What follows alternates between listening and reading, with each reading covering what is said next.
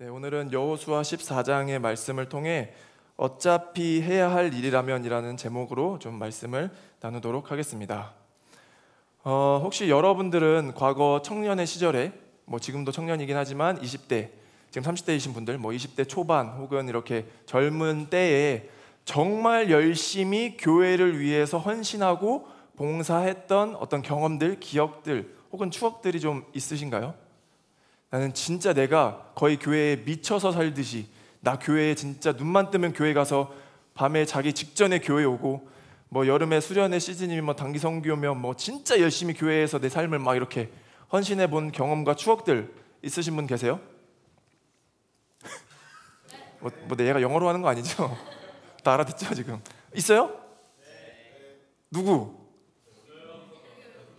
의동이? 있어요 혹시? 얼마나 했다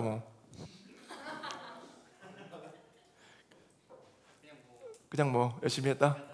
청소년부 이렇게 교사도 열심히 하고 오전에 일찍 교회 가서 밤 늦게까지 오는 그런 경험들도 없지 않아 있을 거예요. 저는 2013년도, 그러니까 꽤 오래전 이야기죠. 2013년도 26살 때 일인데 그때 청년부에서, 지금 여기 있는 교회에서 청년부에서 여름에 단기 선교를 갔던 경험이 있거든요. 단기 선교를 어디로 갔었냐면 저기 경상도 거제도에서도 배를 타고 들어가는 산달도라는 섬으로 단기 선교를 다녀온 적이 있었습니다. 그때 윗마을에 양동윤이라고 혹시 아세요? 양동윤, 건우 아빠. 그때 동윤이가 팀장을 했었고 제가 그 옆에서 거의 뒤에서 이렇게 돕는 역할을 했었고, 또 그 다음 해 되면 제가 이제 팀장을 하면 또 동윤이가 옆에서 보조하고 이렇게 주거니 받거니 하면서 청년 때 제 단기 선교를 엄청 이렇게 헌신적으로 열심히 했었던 것 같아요. 그때 거제도의 산달도라는 섬을 갔는데 그 섬이 한 150여 가구가 모여 살거든요. 비교적 작은 섬이라고 할 수 있죠. 선교 기간이 약 한 7일 정도, 8일 정도 됐던 것 같아요. 그때 주로 했었던 사역이 뭐였냐면 그 150여 가구 사는 섬의 평균 연령이 거의 70대가 되다 보니까 마을이 되게 낙후돼가지고 환경 정화하는 그런 이제 사역들을 많이 했었죠. 고쳐드릴 거 있으면 고쳐드리기도 하고, 몇몇 집들은 저희가 이렇게 섭외를 해서 벽화 작업을 좀 해드리면 안 되겠냐라는 제안을 했었던 거예요. 우리 선교 가면 많이 하는 것처럼. 그때 이제 가서 제안을 하면은 되게 거칠게 저희한테 반응을 해서 하셨거든요. 왜냐하면 젊은 애들이 해봐야 얼마나 하겠어, 일 벌리지 말고 그냥 편하게 놀다 쉬다 가, 이런 식으로 반응을 좀 하셨었는데 한 2집 정도가 섭외가 돼가지고 저희가 나름 진짜 이쁘게 열심히 벽화를 했던 거예요. 그러니까 그걸 보시고서는 이제는 애들 생각보다 잘하네? 우리 집도 좀 한번 해볼까? 라고 해서 이렇게 우리 집도 좀 하고 가라, 다음에 우리 순서 좀 해줘, 이렇게 제안을 했었습니다. 근데 저희가 일주일밖에 시간이 안 되니까 어쩔 수 없이 할 수 있는 만큼만 이제 하고 거절하고 돌아왔죠. 돌아와서 이제 선교가 끝났으니까 다 같이 모여가지고 좀 이렇게 나눔을 하는 시간이 있었을 거 아니에요. 그때 이제 15명이 둥글게 모여가지고 마지막 피드백을 하는데 저랑 비슷한 고백을 하는 친구들이 몇 명 있었던 거예요. 뭐냐면 그때 우리가 시간이 좀 여유가 있었으면 이 집도 다 해드리고 저 집도 해드리고 이렇게 부탁해오는 집들을 거절하지 않고 다 이제 벽화 작업을 좀 해드리고 오면 좋을 것 같은데 그렇게 거절할 수밖에 없었던 거에 대한 좀 이렇게 아쉬운 마음들, 좀 어려운 마음들이 있었던 거죠. 그걸 충분히 좀 다 듣다가 이제 제가 문득 그런 생각이 드는 거예요. 그러면 어차피 그런 마음이 있다면 우리가 시간을 만들어서 그 선교를 이어서 계속 더 하면 되지 않을까. 그러니까 이미 공식적으로 교회에서 보냈던 단기 선교의 기간은 다 행사는 끝났는데 돌아와서 이미 그런 또 마음들이 있으니까 제가 그러면 우리 그냥 자발적으로 우리가 하면 되지 않을까라는 생각이 든 거예요. 그래가지고 그렇게 해가지고 마음을 나누고 저랑 건우 아빠 동윤이랑 그리고 또 남학생 친구, 그러니까 남자 후배 친구 한 명이랑 여동생 친구 한 명, 이렇게 4명이 모이게 됩니다. 한번 생각을 해봐요. 그 여동생이 20살이었거든요. 근데 20살 여학생은 무슨 죄예요? 제가 6이니까 26, 25, 24 오빠들 틈에 껴가지고 20살 애가 그 선교에 지금 동참을 하게 된 거예요. 저희가 어느 정도로 했냐면 거제도의 산달도라는 섬을요 9월부터 12월까지 매주 왔다 갔다 하면서 4개월을 했거든요. 150여 가구를 우리가 그냥 다 해보자라는 마음으로, 그러니까 진짜 정신이 나갔었죠. 저도 그때 백수였고 다 이제 조금 꼬신 것도 없지 않아 있는데 그때 상황이 어땠냐면 동윤이는, 건우 아빠는 유학을 가겠다라고 해서 유학 준비를 한참 열심히 해서 토플 점수를 다 제대로 받아놓고 유학까지 확정된 상태에서, 물론 이 이유 때문에만 거절한 건 아닌데, 유학을 포기한 건 아닌데 꽤 큰 영향을 미쳐서 선교에 동참해보겠다라고 해서 유학을 포기하고 지금 이렇게 살아가고 있는 거고, 여동생은 참 진짜 불쌍하네요. 그 친구가 20살의 여자인데 걔가 유일하게 그림을 그릴 수 있는 애라, 저희는 뭐 페인트 젓는 거나 할 줄 알지 뭘 할 줄 알겠어요. 그러니까 그림을 유일하게 그 친구가 그릴 줄 아는 애였어가지고 19살에서 20살 들어갈 때 미대를 떨어진 거예요. 20살에 단기 선교 갔다 오고 9월부터 입시 준비하겠다라고 해서 이제 불받아서 준비하는 애를 우리가 꼬신 거죠. 부모님 찾아가가지고 얘가 이렇게 하고 싶다라는데 해도 됩니까? 라고 진짜 부모님 찾아갔어요. 근데 지가 막 하고 싶다는데 우리가 뭐 어떻게 말려요. 그래서 걔는 삼수를 하겠다라고 결정을 하고 거제도를 4개월 동안 매주 왔다 갔다 한 거예요. 저희가 아침에 여기서 첫 차를 타고 강남 고속 남부터미널로 가요. 남부터미널에서 첫 차를 타고 거제도로 가요. 그럼 한 5시간 걸리거든요. 거제도 터미널에서 시내버스를 타고 산달도 선착장까지 또 1시간을 가요. 그 선착장에서 배를 타고 또 1시간을 가요. 이거를 9시간을 걸려서 월요일에 가면 한 4시, 5시가 되는 거거든요. 그럼 그날은 뭐 청소하고 페인트 굳어있던 거 좀 다시 개워놓고 작업 준비를 막 하는 거예요. 그리고 화, 수, 목, 금, 토를 컨테이너에서 자면서 밥 만들어 먹고 막 이렇게 선교를 계속 하는 거죠. 한 집 다 페인트 칠하면 들어가서 또 한 집 하고 한 집 하고 해서 한 80%에서 90% 정도의 가구를 다 우리가 선교를 했었던 추억이 있어요. 그게 이제 10년 전에. 그때 돈이 없잖아요. 그때 저희가 한 600여만 원을 썼을 텐데, 그때는 이제 인스타 하기 전에 페이스북만 막 활성화돼 있어가지고 그때 한 사람당 한 명씩 만 원 이상은 안 돼. 10,000원만 받을 거야. 10,000원만 후원해 주세요라고 해가지고 입금자 명을 6글자까지 받은 거죠. 그럼 그 6글자의 입금자 명을 산달도에 가면 가장 메인에 있는 벽에 이 프로젝트에 함께 동참하신 분, 후원해 주신 분이라고 해서 이름을 써주겠다라고 이렇게 가스라이팅을 한 거죠. 그래서 그냥 뭐 10,000원 그래 뭐 도와줄게라고 이렇게 해서 이렇게 400여만 원에 400분의 후원을 받은 거예요. 제가 사진 같이 좀 보고 싶어서 몇 장만 가져왔는데 띄워주시면 넘겨주세요. 그러니까 이제 잠시만요. 파란색, 하얀색으로만 이게 뭐 블루시티다 뭐 이런 느낌으로 만들었던 건데, 그리고 저희가 4명에서 하다가 SNS에 이 사역의 사진과 내용들을 올리니까 저도 뭐 하루 이틀 동참할래요라고 해서 막 이제 거제도로 내려오기 시작하는 거예요. 1명 참여, 2명 참여해서 막 엄청 많이 왔다 갔었죠. 넘겨주시면 여기 건우 아빠, 그리고 제가 26살 때 저기 뒤에 보면 믿음이 아빠 보이세요? 믿음이 아빠 군대 전역하기도 전에 휴가를 절로 왔어요. 이것도 제정신이 아니야. 우리 그때 얼마나 야생으로 살았냐면 뛰어다니는 닭을 우리가 잡아서 먹었거든요. 진짜 그냥 잡아가지고 목을 비틀어서 기절시킨 다음에 뜨거운 물에 넣어서 털을 다 뽑고 그걸 만들어 먹었어요, 실제. 근데 아니 생각해봐, 누가 해서 난 못했어요. 무서워서 못하는데 찬이가 저 밝은 모습을 하고서 닭 어딨어 진짜 목을 계속 비트는 거야. 진짜로 찬이가 다 했어요. 믿음이 아빠가. 또 보여줘 사진들.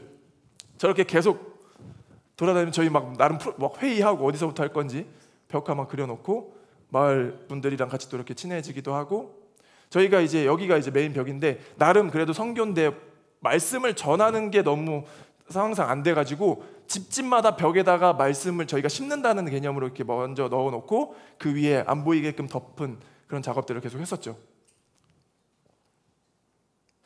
이렇게 컨테이너에서 자면서 지냈었고, 그냥 넘겨주세요. 네, 그냥 뭐 이렇게 말씀 계속 넣었었고, 또 저희가 10,000원씩 전장 한번 보여주시면 후원을 받았었는데 마을 주민분들도 다 이 소식을 듣고 왜 이렇게 하는지에 대한 이야기를 듣고 그럼 우리도 10,000원씩 동참해야지라고 하면서 뭐 여기 소장님도 넣어주시고, 저희 할머니들 여기 또 배 선착장에서 몇십 년 동안 배 운행하신 분도 또 나도 10,000원 내야지라고 하면서 이렇게 또 해주셨었고,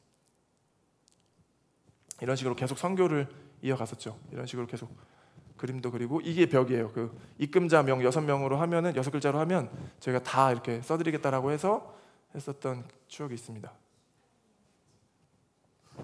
넘겨주셔야 돼요. 다 됐나? 이게 뭐 10년도 지난 이야기인데 아마 저는 이게 거의 뭐 한 20년 지나도 30년 지나도 계속 건우 아빠랑은 찬이랑은 이런 이야기를 할 것 같아요. 야 그때 너가 뭐 닭 잡았던 거 기억나냐? 우리 진짜 얼마나 고생해가지고 막 벽화하고 매주 왔다 갔다 했던 거 기억나냐? 막 이런 이야기를 할 것 같은 생각이 드는 거죠. 제가 왜 서로는 이런 이야기를 하냐면 오늘 본문을 제가 묵상하다가 어떤 비슷한 느낌과 그런 감정들을 오버랩 되어서 좀 이런 이야기를 나누게 됐습니다. 나중에 한번 설명을 드릴게요. 오늘 본문 여호수아 14장은 요단강의 서쪽 지역을 지금 분배하는 내용을 다루고 있거든요. 우리 13장에서는 모세로부터 요단강의 동편의 땅을 두 지파 반에게 나누어졌던 내용을 봤었고요. 그렇죠? 지난주에. 그럼 이제 몇 지파가 남죠? 두 지파 반이 나갔으니까 9지파 반이 남는 거예요. 이제 요단의 서편을 9지파 반에게 나눠주는 이야기가 14장부터 등장을 합니다. 오늘 본문은 아니지만 2절을 보면 주님께서 모세에게 명령하신 대로 그들은 제비를 뽑아서 9지파와 둘로 나뉜 한 지파의 반쪽에게 땅을 유산으로 나누어 주었다. 그러니까 땅을 분배하는데 제비를 뽑아서 지금 나누었다라고 하는 거예요. 물론 우리가 생각하는 어떤 단순한 룰, 어떤 뭐랄까요, 점을 치듯이 운으로 뽑는 그런 행위는 아니었겠죠. 그렇죠? 이 제비뽑기라고 하는 것을 우리가 구체적으로 어떻게 이루어졌을까는 다 알 수 없어도 온전히 하나님께서 분배하신다라는 어떤 믿음으로써 지금 제비뽑기를 해서 땅을 나누고 있다라는 거예요. 근데 제비를 뽑아서 공평하게 나누기 이전에, 그 이전에 여호수아가 땅을 먼저 분배한 내용이 등장을 하는데 그게 오늘의 갈렙에 대한 이야기인 거예요. 간단히 갈렙의 줄거리를 좀 요약하자면 이렇습니다. 여러분들 잘 아시겠지만 모세가 이집트를 탈출하여서 이스라엘 백성들을 인도해서 광야에 접어들게 됩니다. 그때 바란 광야에 이르렀을 때 하나님이 모세에게 시켜서 각 지파마다 지휘관 한 사람씩을 뽑아서 가나안 땅을 정탐하고 오너라라고 시키죠. 다 아시죠? 다 아는 내용입니다. 그래서 그때 뽑힌 인물 중에 유다 지파에서 갈렙이 뽑혔고 에브라임 지파에서 호세아라고 불리는 여호수아가 뽑혔던 거예요. 대표로 뽑힌 12명이 가나안 땅을 40일 동안 정탐을 하고 돌아옵니다. 그때 바란 광야 가데스 바네아라는 곳으로 돌아와서 이제 보고 온 내용을 브리핑하기 시작하는 거죠. 보고하기 시작하는 거예요. 민수기 13장에 가면 그 보고에 대한 내용이 등장을 하는데 25절 볼까요? 25절. 그들은 그 땅을 탐지하러 갔다가 40일 만에 돌아왔다. 그들은 곧바로 바란 광야 가데스에 있는 모세와 아론과 이스라엘 자손의 온 회중에게로 갔다. 그들은 모세와 아론과 온 회중에게 보고하면서 그 땅에서 가져온 과일을 보여주었다. 그들은 모세에게 다음과 같이 설명하였다. 우리에게 가라고 하신 그 땅에 우리가 갔었습니다. 그곳은 정말 젖과 꿀이 흐르는 곳이 맞습니다. 이것은 바로 그 땅에서 난 과일입니다. 근데 28절에 그렇지만 그 땅에 살고 있는 백성은 강하고 성읍들은 견고한 요새처럼 되어 있어서 매우 큽니다. 또한 거기에서 우리는 아낙 자손도 보았습니다. 라는 고백을 하는 거예요. 그러니까 그래도 나름 지파에서 리더라고 불리는 지휘관들이 대표로 뽑혀서 갔다 왔는데 이런 불신앙적인 고백들을 하고 있는 거죠. 그런데 그 사이에서 여호수아와 갈렙이 믿음의 고백을 하는 거예요. 믿음의 고백. 민수기 14장 6절 볼까요? 14장 6절. 그러자 그 땅을 탐지하고 돌아온 이들 가운데서 눈의 아들 여호수아와 여분네의 아들 갈렙이 슬픔에 겨워 자신들의 옷을 찢으며, 이게 얼마나 답답하고 또 안타까웠으면, 얼마나 이 마음이 애가 타갔으면 옷을 찢으며 여호수아와 갈렙이 지금 고백을 하고 있다라는 거예요. 어떻게 고백을 하느냐? 9절. 여러분은 그 땅 백성을 두려워하지 마십시오. 그들은 우리의 밥입니다. 그들의 방어력은 사라졌습니다. 주님께서 우리와 함께 하시니 그들을 두려워하지 맙시다. 라는 어떤 믿음의 고백을 여호수아와 갈렙이 하게 되는 거예요. 문제와 상황은 전혀 다르지 않아요. 그렇죠? 이 12은 동일한 땅을 보고 왔다고요. 가나안이라고 하는 그 땅을 보고 왔음에도 불구하고, 동일한 상황과 조건임에도 불구하고 여호수아와 갈렙은 시선이 다른 거죠. 관점이 다른 거라고요. 하나님의 시선과 하나님의 마음으로 바라볼 수 있었기 때문에 두려움에도 불구하고 그 두려움 자체가 없는 것이 아니라 믿음의 고백을 할 수 있었다라는 겁니다. 근데 결론적으로 다른 지파 지휘관들의 불신앙으로 인해서 40일, 하루를 1년씩 계산해서 알다시피 40여 년을 광야에서 훈련을 받습니다. 훈련이죠. 온전히 하나님이 우리의 삶을 인도해 가신다라고 하는 견고한 훈련, 섬세한 훈련이라고요. 그 훈련을 보내게 되고 그 뒤에 우리가 지금 계속 여호수아를 봐왔던 요단강을 건너고 전쟁을 하고 땅을 분배되어지는 내용까지 이어오는 거예요.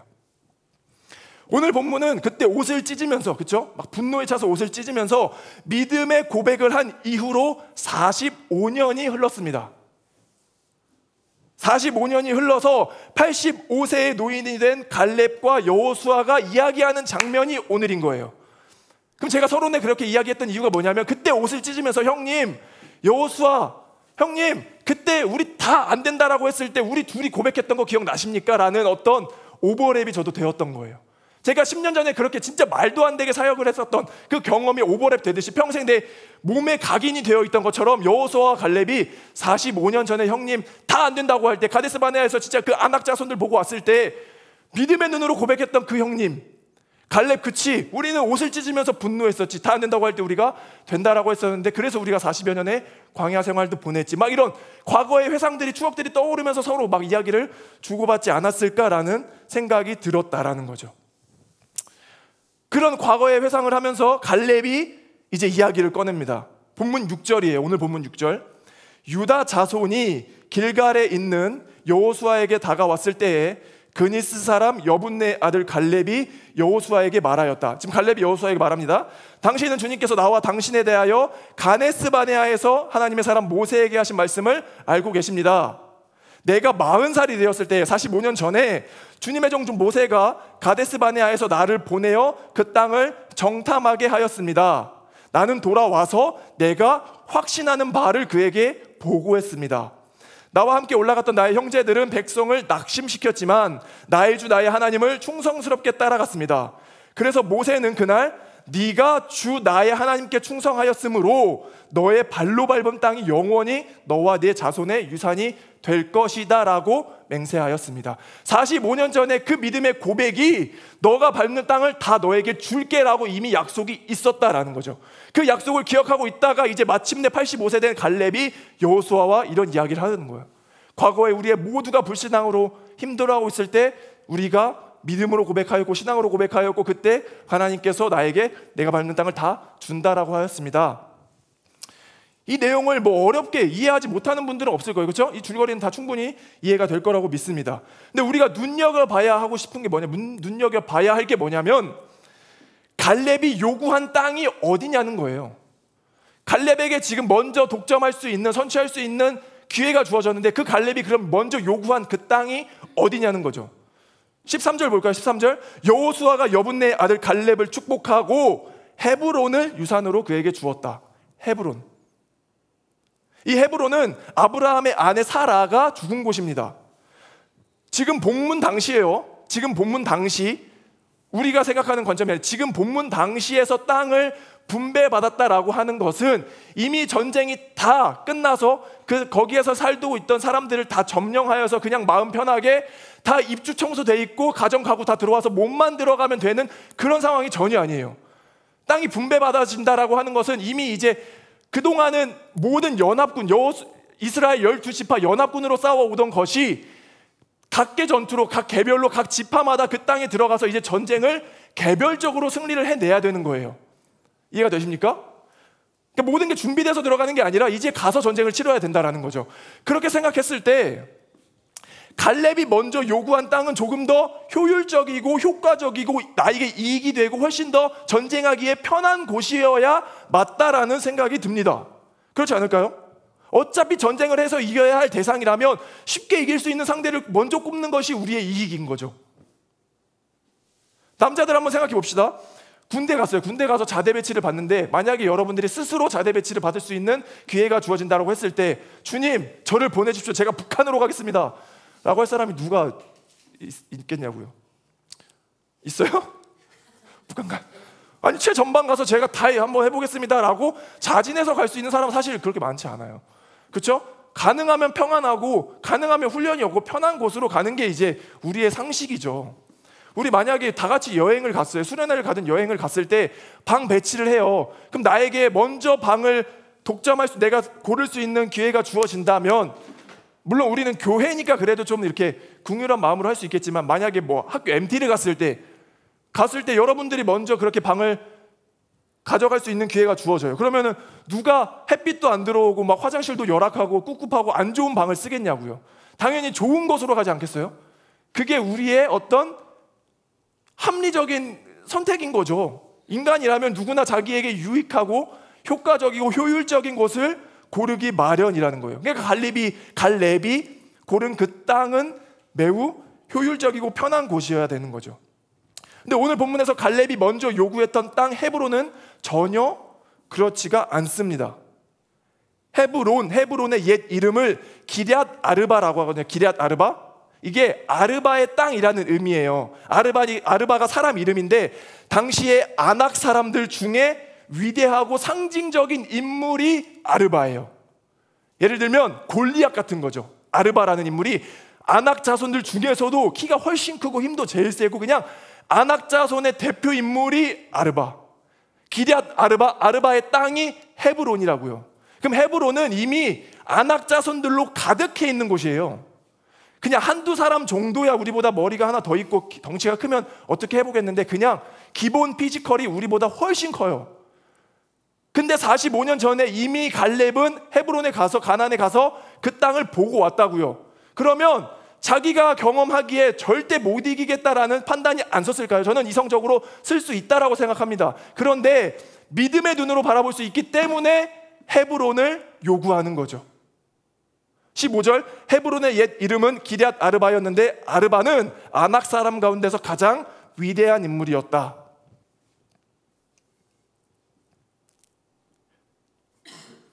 그 모든 상황을 다 알고 있는 갈렙이 지금 헤브론을 요구한다니까요. 그럼 우리 가운데 이 묵상하다가 질문해 볼 수 있어요. 왜 무슨 질문을 해야 되냐면 왜 갈렙이 헤브론을 요구했을까? 우리 수준에 합리적이지 않다라고 보이는 선택을 한 거예요. 지금 헤브론은 아낙 자손들이 거대하게 지금 준비되어 있더라고요. 그럼 헤브론은 싸우면 이기기 힘든 곳인데 왜 갈렙이 헤브론을 요구했을까라는 질문을 우리가 스스로 해볼 수 있어야죠. 제가 나누고 싶은 포인트는 뭐냐면 첫 번째는 하나님께서 그 땅을 반드시 주실 것이다 라는 믿음이 있었겠죠. 갈렙은.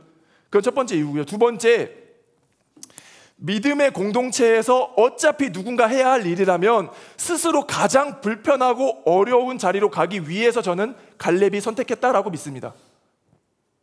저는 이 두 번째 이유가 어느 정도 충분히 납득이 되고 합리적이다라고 설득력이 있다라고 생각하는 것은 갈렙의 태도예요. 갈렙은 지금 노년의 시기를 보내고 있거든요.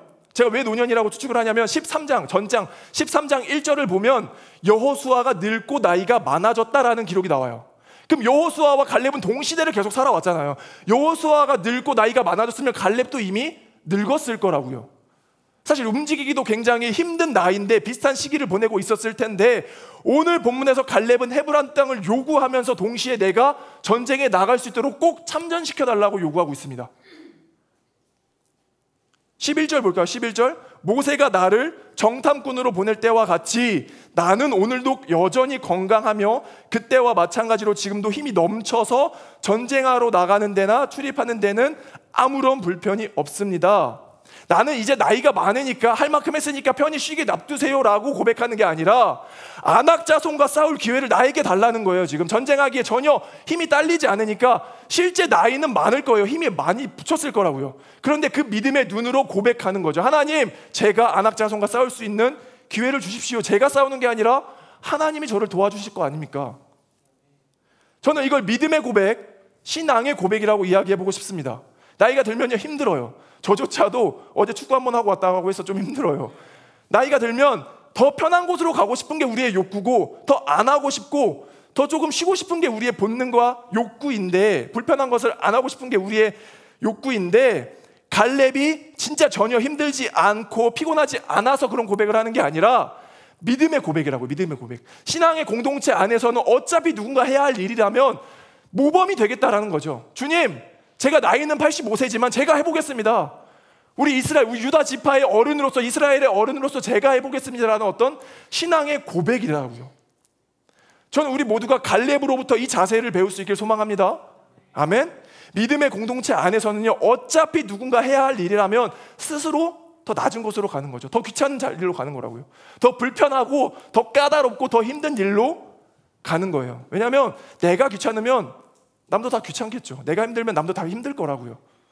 그러면 내가 힘드니까 남이 힘들 거를 생각 못하고 나는 쉬고 싶어라는 태도가 아니라 갈렙처럼 85세임에도 불구하고 모범이 되겠습니다. 주님이 나와 동행하시니 도와주시니 내가 먼저 그 불편한 자리로 나아보겠습니다라는 고백들을 한다라는 거예요. 저는 몸이 피곤하고 불편한 건 금방 회복된다고 생각합니다. 예를 들어서 우리가 대청소해요. 정말 힘들게 막 2시간, 3시간 청소를 해도 아시죠? 30분만 쉬고 앉아있으면 금방 회복돼요, 몸은. 근데 내 마음과 영은요, 나 너무 귀찮아, 나 안 하고 싶어, 도망갈래, 피곤해, 오늘 약속 있다고 거짓말할래 라고 했던 그 마음은 꽤 오래가요. 회복되기가. 평생 안 지워질 수도 있어요. 왜? 내가 그때 하나님 앞에 부끄러웠던 그 나의 태도와 자세가 지우고 싶어도 지워지지 않는 거죠. 차라리 몸이 힘든 게 낫지. 안 그래요? 차라리 내가 불편하고 힘든 자리로 더 가서 그냥 30분 쉬면 나의 몸과 나의 영은 새롭게 되어지는데, 하나님이 나에게 영광을 허락하시는데, 그럼 차라리 더 불편하고 낮은 자리로 가는 게 우리에게 축복이 아닐까요?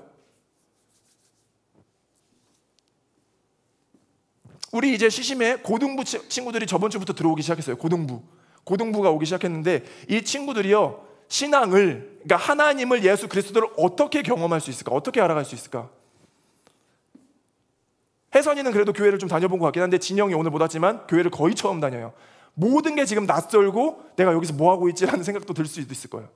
물론 예배와 기도와 말씀으로 하나님을 경험하게 되죠. 만나게 되죠. 근데 돌아보니까 정말 큰 영향을 받았던 게 뭐냐면, 믿음의 선배들, 형 누나들이, 언니 오빠들이 어떻게 살아갔는지가 엄청 큰 영향을 미친다라는 거예요. 저 형 누나는, 저 오빠는 내가 딱 봐도 진짜 힘들게 살 것 같은데 늘 기쁨으로 나를 섬겨주고 나에게 맛있는 걸 사주라라는 말 차원이 아니라, 사주면 좋겠죠. 힘들면 적당히 하셔도 돼요. 근데 그런 의미가 아니라 늘 삶에 어떤 건강함이 있다라고요. 평안함이 있어서 긍정적인 자세와 진취적인 자세로 성실하게 삶을 살아갈 때, 말씀이 실제될 때, 말씀으로 임하신 예수 그리스도가 인카네이션, 성육신하셔서 우리가 눈으로 봤을 때 우리가 경험되어지는 것처럼, 여러분들이 지금 듣는 이 설교가, 말씀이 여러분들의 삶 가운데 보여질 때 혜선이가, 아, 저 누나는 뭐가 달라도 다르구나, 저 오빠는 진짜 뭐가 달라도 다르구나, 그런 고백들이 나오지 않을까요? 물론 우리 지금 예배 가운데, 기도 가운데 임하시는 하나님을 경험하게 맞지만, 우리가 조금 더 모범이 되어서 갈렙처럼 더 낮은 자리로 가려고 했었던 그 태도와 자세가 영향을 준다라는 거예요. 제가 이렇게 막 떠들면서 막 이렇게 열정적으로 설교하는 것보다 오히려 진짜 여러분들이 그 삶에서 말씀을 실체로 보여주는 게 더 큰 영향이 있을 것입니다. 진짜 전 그렇게 믿어요. 저도 뭐 청년의 시절에 그렇게 계속 들어왔고, 실제 그것이 맞다라고도 확신을 했고, 우리가 듣는 이 말씀 가운데 갈렙의 고백이 왜 헤브론을 불필요하게 힘들게 달라고 했을까? 정말 그 갈렙은 그 믿음이 대단했구나, 그럼 나도 실천해 봐야지라고 했던 그 말씀이 실제가 되는 그 경험들이, 그 모여짐이 우리 공동체에 큰 유익이 된다라는 거죠. 아멘? 할렐루야. 어차피 해야 할 일이라면 더 낮은 곳으로, 불편한 곳으로 가는 저와 여러분이 되길 소망합니다. 아멘? 아멘. 서로를 섬기고 어차피 해야 할 일이라면 정말 더 불편한 곳으로 먼저 갈 수 있는 저와 여러분이 되길 소망합니다. 마무리를 좀 할게요. 반주 좀 해주시면 좋을 것 같고, 기억했으면 좋겠어요. 여러분, 기억합시다. 그리스도인은 십자가의 길이라고 하죠. 좁은 길, 어려운 길, 십자가의 길을 두려워하지 않습니다. 두려움을 느끼죠. 그 두려움이 사라진다라는 말도 아니고, 두려움을 느끼지만, 갈렙이 동일하게 두려움을 느끼지만 하나님이 나와 함께 하신다라는 그 약속을 붙잡았기 때문에 두렵지 않을 수 있다라고요. 두려워도 이겨낼 수 있다라고요. 초점이 두려움에 맞춰지는 게 아니라 영광에 하나님께 맞춰지는 거죠. 물론 제가 일부러 여러분들 십자가의 길만 골라가세요라고 말하는 건 아니에요. 그렇게 억지스럽게 하지 맙시다. 너무 전 모순된 것 같아요. 일부러 이 말씀 들었다라고 해서 그래 내가 십자가로 길로 더 가야지라고 억지스럽게 할 필요는 없어요. 그냥 주어진 환경에 맞춰서 넓은 길로 가게 되면 그냥 그렇게 가도 돼요. 그 안에서 또 영광을 발견하면 된다고요. 근데 우리에게 어느 순간 주어질 십자가의 길을 두려워하지 말자라고요. 그 순간 그 좁은 길이 나에게 닥쳤을 때 하나님이 내 뒤에서 나와 함께 계신다, 나와 함께 걷고 계신다라는 믿음으로 갈 수 있길 소망합니다. 예전에 우리 20대 초반, 저도 마찬가지지만 20대 초반에 했었던 어떤 기도의 내용들을 보면 정말 하나님을 잘 믿고 선하고 다정한 부모님 가정에서 지내보고 싶다라는 막 이런 투정도 나왔던 것도 같고, 내가 학교에 가면 크리스천 학교에 가가지고 정말 믿음의 선배들이랑 같이 훌륭하게 유혹 없이 신앙생활 해보고 싶다라는 기도도 했었던 것 같고, 또 한 번은 취직하면 정말 그 기업이, 회사가 크리스찬 기업이어서 나에게 어떤 시험을 주지 않고 하나님을 잘 믿고 하나님의 일하심을, 영광을 돌려드리는 회사에 가보고 싶다라는 어떤 기도들도 해봤던 것도 같아요. 물론 너무 훌륭한 일이고 좋은 일이죠. 그런데 만약 그 기도만이 이루어져야 한다면 죽어져 있는 영혼, 우리에게 소망과 희망이 필요한 곳에는 누가 가야 되나라는 생각도 동시에 듭니다. 저는 갈렙이 일부러 갔다라고 생각을 해요. 갈렙은 선교의 현장으로 간 거죠. 그럼 우리의 기도는 우리가 주어지는 상황과 환경 가운데 나는 그곳에서 편하게 신앙생활하고 싶어요가 아니라 그 불모지 땅, 그 어렵고 나를 매일같이 힘들게 하는 상사의 직장에 가서도 하나님의 영광을 나타낼 수 있어야 된다라고 믿습니다. 아멘. 우리에게 그런 환경과 상황과 부모와 직장을 주시지 않은 이유는 나의 뒤에서 함께 하시는 하나님과 갈렙의 모습처럼 그 길을 가라는 거예요. 그곳 가운데 우리가 영광이 되라는 하나님의 미션이 우리에게 있다라고요. 그럼 저는 기도가 달라질 수 있다고 생각이 듭니다. 늘 그곳만 추구하기보다 주님 어디로 보내셔도, 어느 곳으로 가더라도 제가 주님의 영광을 이루며 살겠습니다. 갈렙이 아낙 자손을 일부러 찾았던 것처럼 저와 여러분이 주어진 그 상황 가운데 좁은 길이라 할지라도 그 십자가의 길을 담담히 걸어갈 수 있는 저와 여러분이 되길 소망합니다. 아멘.